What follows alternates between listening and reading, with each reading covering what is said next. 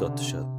শ্রীমদ্ ভগবদ গীতা আজ ষষ্ঠ অধ্যায় ধ্যানযোগ প্রথম পর্ব।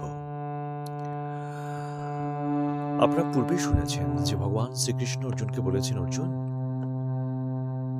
তিনি নিত্য সন্ন্যাসী, যিনি জ্ঞেয়স নিত্য সন্ন্যাসী যো ন দেষ্টিন কাঙ্ক্ষতে নির্দ্বন্দ্ব হি মহাবাহ সুখং বন্ধাৎ প্রমুচ্যতে। যিনি কোনো বিষয়ে আকাঙ্ক্ষা করেন না, দেহস্থ সুখ বা বস্তুপ্রদ সুখের প্রতি যার কোনো টান নেই, যার কাহারও প্রতি কোনো দেশ নেই, হিংসা নেই, শত্রুতার ভাব নেই, সুখ দুঃখ লাভ ক্ষতি পাপ পুণ্য এই সকল দ্বন্দ্ব ভাবে যিনি সমভাবাপন্ন, সমান মনে করেন, সুখ বা দুঃখকে, লাভ বা ক্ষতিকে যিনি সমান মনে করেন, তিনি নিত্য সন্ন্যাসী। ভগবান ষষ্ঠ অধ্যায় ধ্যানযোগে ভগবান প্রথম শ্লোকে বললেন, অর্জুন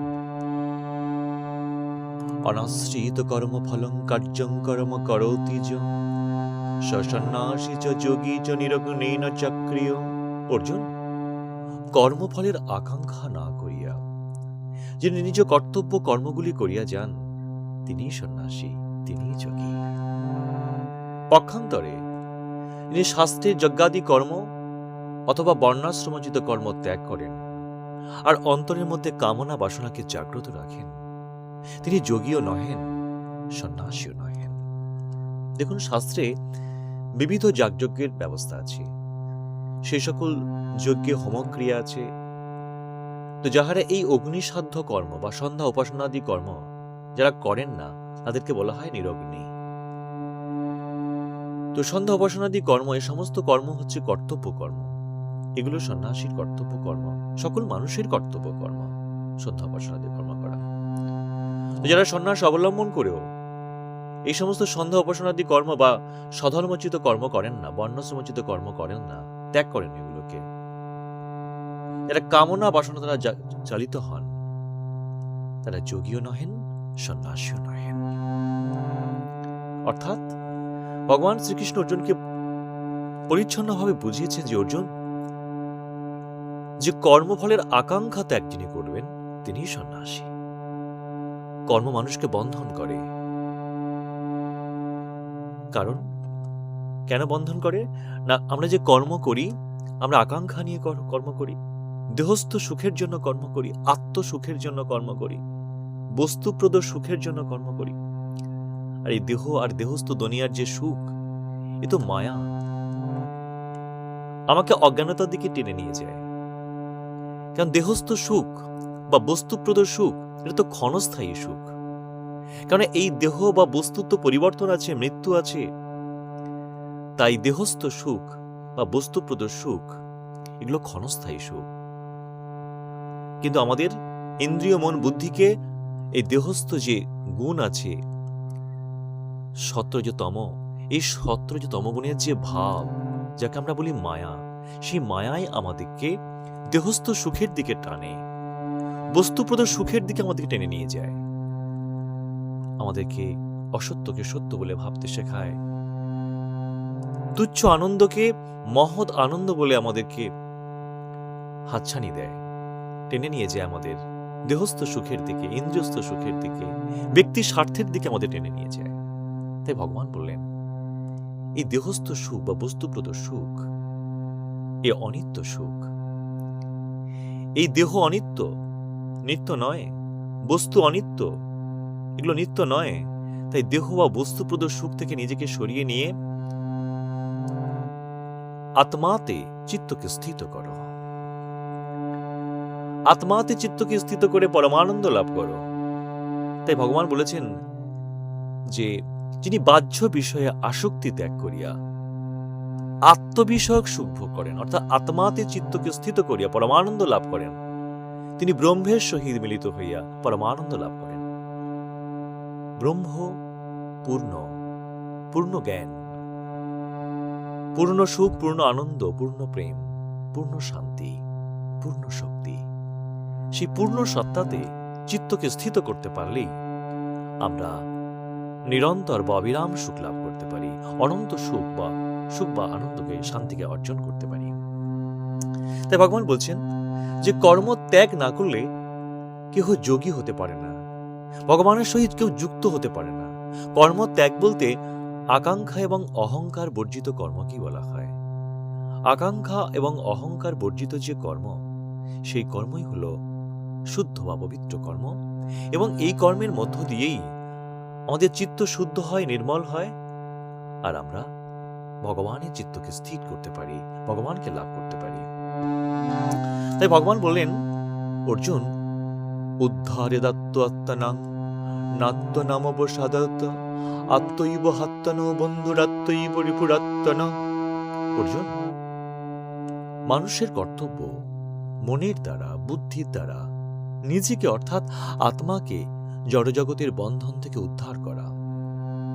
আত্মাকে বা নিজেকে কখনো অধপাতিত করা উচিত নয়। ক্ষেত্র বিশেষে মনই আত্মার বন্ধু, আবার মনই আত্মার শত্রু। দেখুন, ভগবান পরিষ্কার বুঝিয়েছেন যে অর্জুন, তুমি দেহ নও, তুমি আত্মা। তাহলে আমরা আসলে দেহ নই, রক্ত মাংসের শরীর নই, আমরা আত্মা। কিন্তু এই আত্মা যখন দেহ ধারণ করেছে, দেহ ধারণ করে যখন সে জন্মগ্রহণ করেছে, প্রকাশিত হয়েছে আত্মা দেহ নিয়ে, তখন তো দেহস্থ যে গুণ, সে দেহস্থ ত্রিগুণের মায়ায় আত্মা দেহস্থ সুখে নিজেকে সুখী মনে করেছে, দেহস্থ দুঃখে নিজেকে দুঃখী মনে করেছে।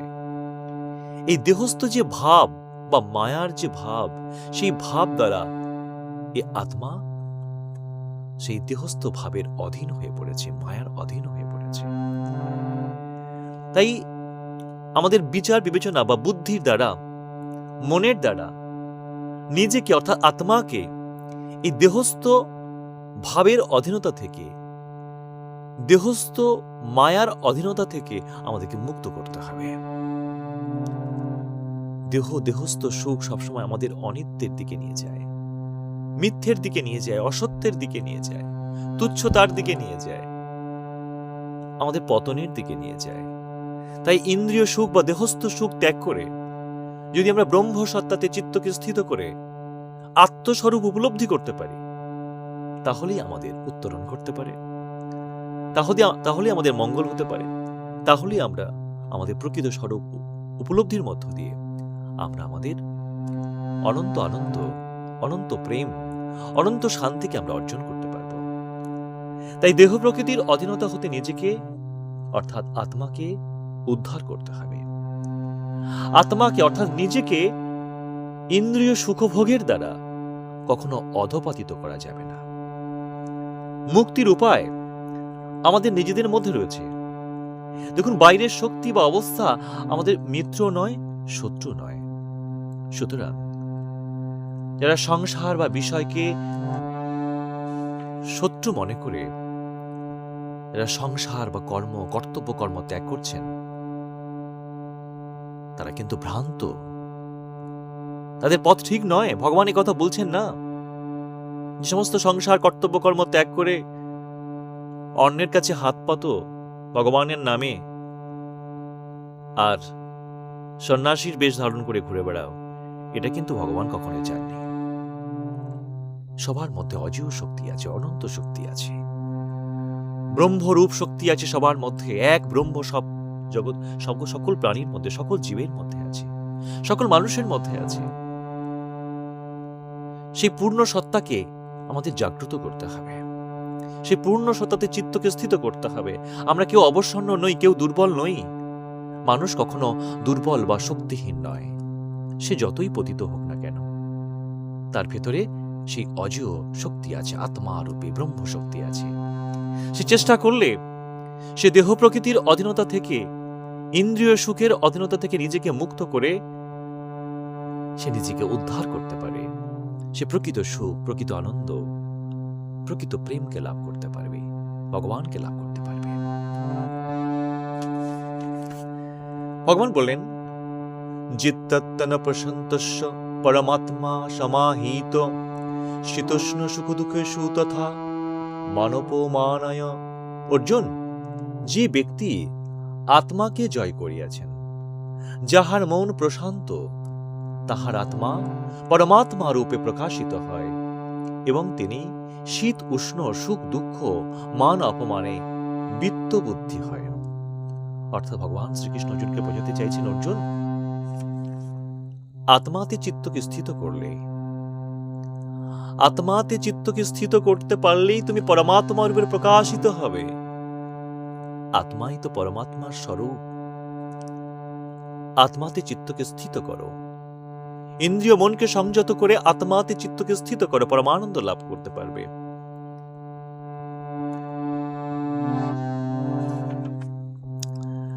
তাই পরের শ্লোকে বলছেন, জ্ঞান বিজ্ঞান তৃপ্ততা কুটস্থ বিজিতেন্দ্রিয় যুক্ত ইতচ্চতে যোগী সমলষ্টসম কাঞ্চন। অর্জুন, যিনি আত্মজ্ঞান এবং আত্ম অনুভূতির দ্বারা, আত্মানুভূতির দ্বারা তৃপ্ত থাকেন, যিনি নির্বিকার, জিতেন্দ্রিয়, এবং যিনি প্রস্তর, মৃত্তিকা এবং সুবর্ণের সমদৃষ্টি সম্পন্ন, এরূপ যোগীকেই ঈশ্বরের সহিত যুক্ত বলা হয়। আমরা যদি ঈশ্বরের সহিত যুক্ত হতে চাই, তো কিভাবে যুক্ত হতে পারি? ভগবান বলছেন আত্মজ্ঞান, যে আমি দেহ নই, আমি আত্মা। কিন্তু এই কথা বললে তো আমরা যথার্থভাবে অনুধাবন করতে পারছি না, সত্যি কি আমরা আত্মা? কেমন আমরা?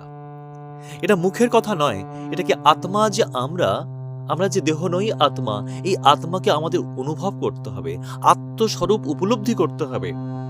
আর আত্মস্বরূপ উপলব্ধি করতে হলে ইন্দ্রিয় মন বুদ্ধিকে দেহস্থ সুখের অধীনতা থেকে মুক্ত করে, অর্থাৎ সকল আকাঙ্ক্ষা অহংকারকে ত্যাগ করে আমাদের শান্ত হতে হবে, স্থির হতে হবে। সকল কর্তব্যকে আমরা ভগবানের উদ্দেশ্যে সম্পাদন করতে হবে। আর এভাবে কর্ম করতে করতে আমাদের মনের ভেতর থেকে যে সমস্ত বিকারগুলো আছে, কাম, ক্রোধ, লোভ, মোহ, অহংকার, এই বিকারগুলো দূরীভূত হবে, এই আবর্জনাগুলো দূরীভূত হবে। আর এই আবর্জনাগুলো যতই দূরীভূত হবে, তত আমরা শান্ত হব, স্থির হব। আর শান্ত বা স্থির হতে পারলেই আমাদের আত্মানুভূতির জাগ্রত হবে, আত্ম অনুভূতি জাগ্রত হবে। আত্মার যে অনুভূতি, সেটা অনুভূতি আমরা লাভ করতে পারবো। যদি আমরা শান্ত হতে পারি, তাহলেই লাভ করতে পারবো। আর আত্ম অনুভূতি দ্বারাই আমরা তৃপ্ত হতে পারি। যখনই আমরা আত্মাতে চিত্তকে স্থিত করে আত্ম অনুভূতি লাভ করব, তখনই আমরা ভগবানের সহিত যুক্ত। আর তখন আমাদের মানসিকতা কেমন হবে? তখন এই বস্তুপ্রদ সুখ বা দেহস্থ সুখ আমাদের কাছে তুচ্ছ হয়ে উঠবে। যে কোনো বস্তু আমার কাছে সোনা যা আর মাটিও তা, অর্থাৎ প্রস্তর, মৃত্তিকা এবং সুবর্ণ সমদৃষ্টি সম্পন্ন হয়ে উঠবে। আমার কাছে মাটিও যা, পাথরও তা, আর সোনাও তাই। সোনা আর মাটির মধ্যে কোনো প্রভেদ নেই, কারণ দেহস্থ সুখ, বস্তুপ্রদ সুখ তুচ্ছ হয়ে গেল যখন আমি আত্মসুখ, অফুরন্ত আত্মসুখ লাভ করতে পারছি।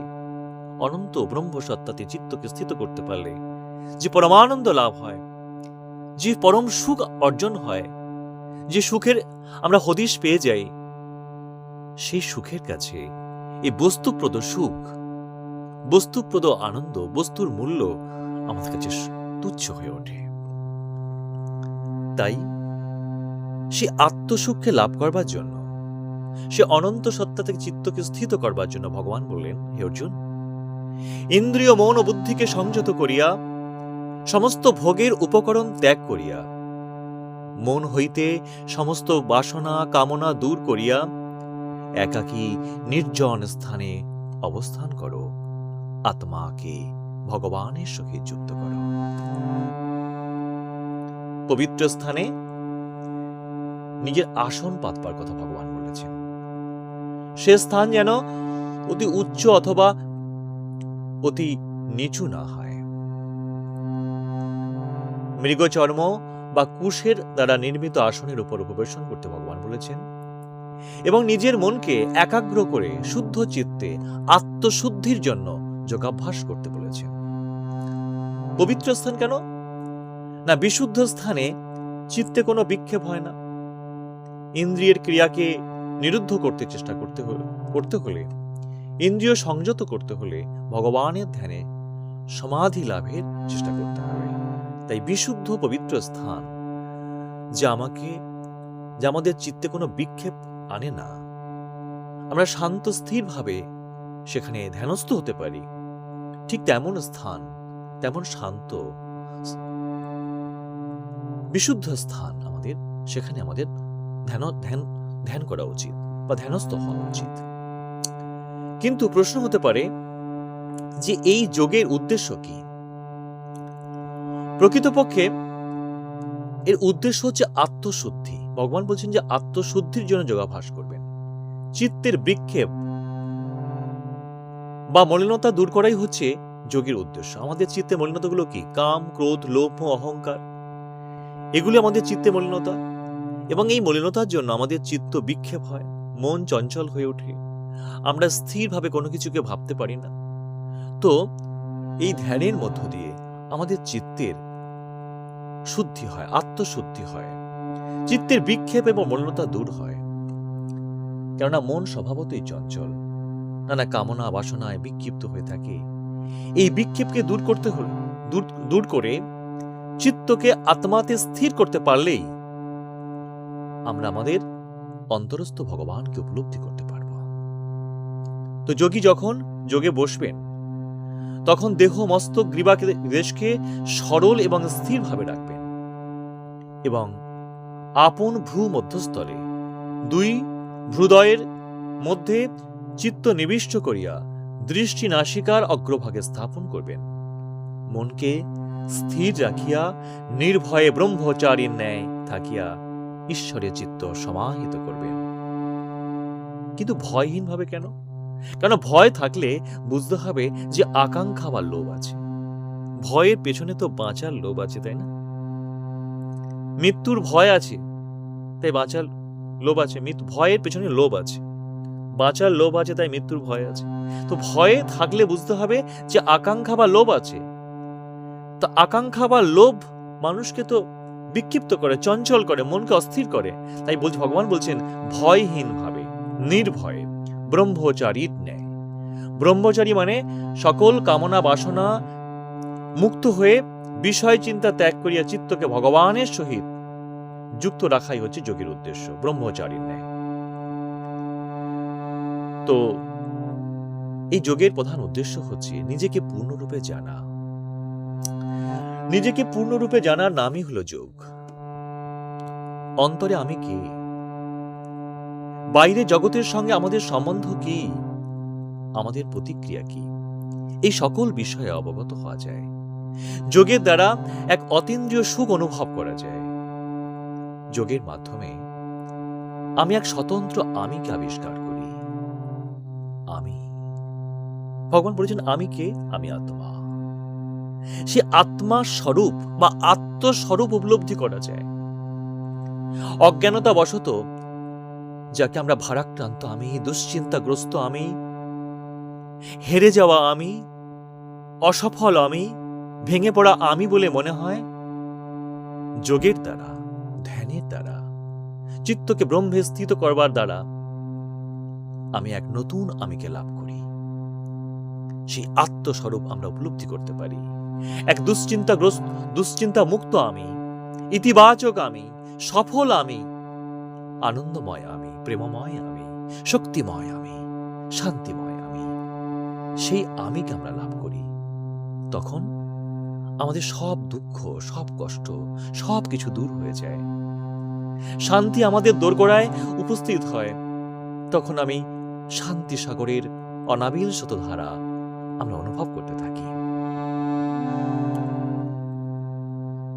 তাই চিত্ত ভগবানে স্থির করতে করে আত্মস্বরূপ উপলব্ধি করাই হলো মনুষ্য জীবনের প্রধানতম কর্তব্য, এবং এটাই হলো ধর্মের মূল কথা। কিন্তু এই চিত্ত ব্রহ্মে স্থিত করবার ক্ষেত্রে নিজেকে আগে সঠিকভাবে জানার চেষ্টা করা উচিত। পরোক্ষ জ্ঞানটা আমার থাকা উচিত। আমি কে, কি আমার পরিচয়, আমাদের কি করা উচিত, কে ভগবান, কিভাবে সে ভগবানকে লাভ করা উচিত, সে লাভ করলেই বা কি হবে, এ সম্বন্ধে আমাদের জানা উচিত, সঠিকভাবে জানা উচিত। এবং এই জানা এবং বোঝার মধ্য দিয়ে আমাদের চলা উচিত, আমাদের কর্তব্য কর্ম পালন করা উচিত। আর তাহলেই আমরা আমাদের চিত্তকে সে ভগবানে, সে আত্মসত্তাতে স্থিত করতে পারব এবং পরমানন্দ লাভ করতে পারব। তো ভগবান পরের শ্লোকে বলছেন যদা বিনিয়তং চিত্তমাত্মন্যেবাবতিষ্ঠতে নিঃস্পৃহ সর্বকামেভ্য যুক্ত ইতোচ্যতে তদা।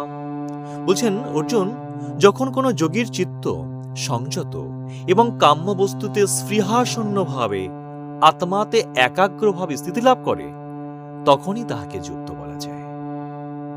তো ভগবানের সহিত আমরা যুক্ত হতে চাই, ভগবানকে লাভ করতে চাই।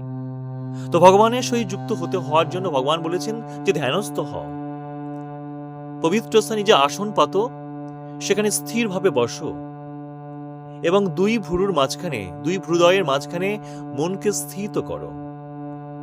আত্মসত্তাতে চিত্তকে স্থিত করতে পারলেই তুমি সে আত্মস্বরূপ উপলব্ধি করতে পারবে। আর এই আত্মাই তো আমি, আত্মাই তো পরমাত্মার সাক্ষর স্বরূপ। আত্মাতে চিত্তস্থিত করা মানে তুমি আমার সহিত যুক্ত। ভগবান বললেন যত্র পরমাত্মে চিত্তং নিরুদ্ধং যোগ সেবায়া যত্র চৈবত্তনত্তনং পশ্যন্নত্তনি তুষ্যতি।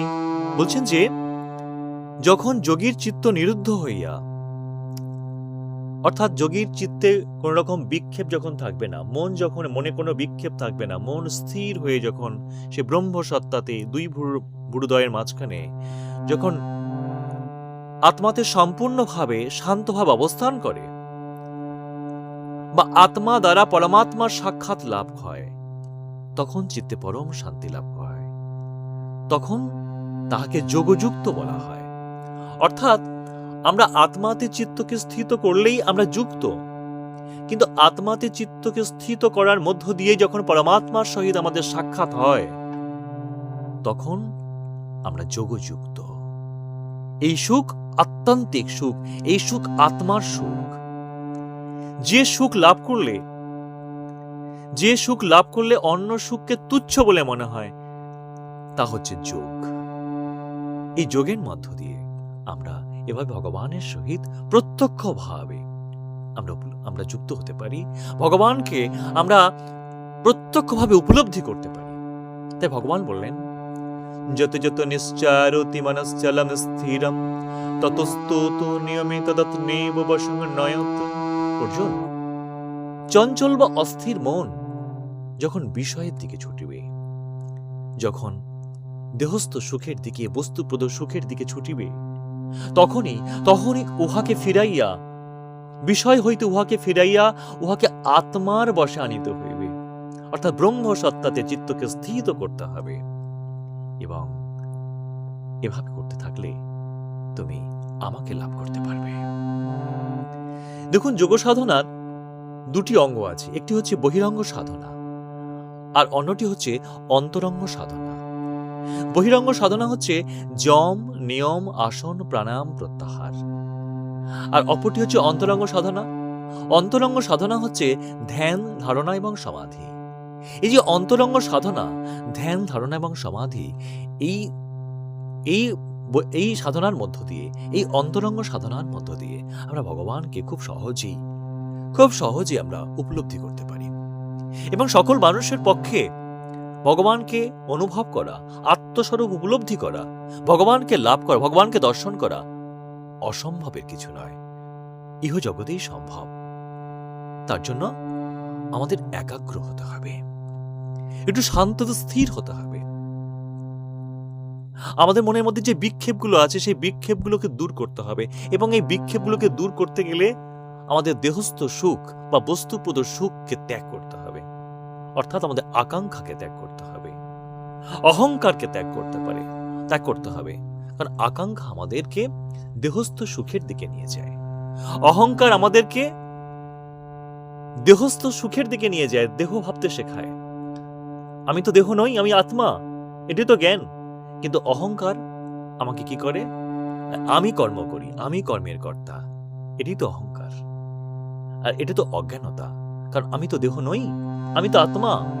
তাই আত্মস্বরূপ উপলব্ধি করা সকল মানুষের কর্তব্য। ধর্ম সেই আত্মস্বরূপ উপলব্ধির কথাই বলে।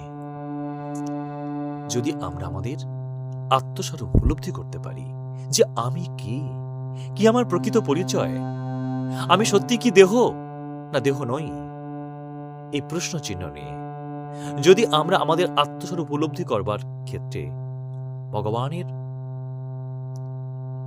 ভগবানের কথা অনুযায়ী আমি যদি ধ্যানস্থ হই, চিত্তকে সেভাবে স্থিত করি, আকাঙ্ক্ষা এবং অহংকার ত্যাগ করে সকল কর্তব্য কর্ম সম্পাদন করতে থাকি, তাহলে খুব অল্প সময়ের মধ্যেই আমরা ভগবানের কে উপলব্ধি করতে পারবো, আত্মস্বরূপ উপলব্ধি করতে পারবো, এবং আত্মস্বরূপ উপলব্ধির মধ্য দিয়ে পরমাত্মাকে, পরম ব্রহ্মকে আমরা লাভ করতে পারবো। তাই সকলের অন্তর জাগ্রত হোক, নির্মল হোক, পবিত্র হোক, সকল স্বার্থ দূরে সরে গিয়ে নিঃস্বার্থভাবে আমরা আমাদের কর্তব্য কর্মগুলো পালন করি। সকলের মঙ্গল হোক, পবিত্র হোক। হরে কৃষ্ণ, হরে কৃষ্ণ, হরে কৃষ্ণ। সবাই ভালো থাকবেন। হরে কৃষ্ণ। আজ এখানে।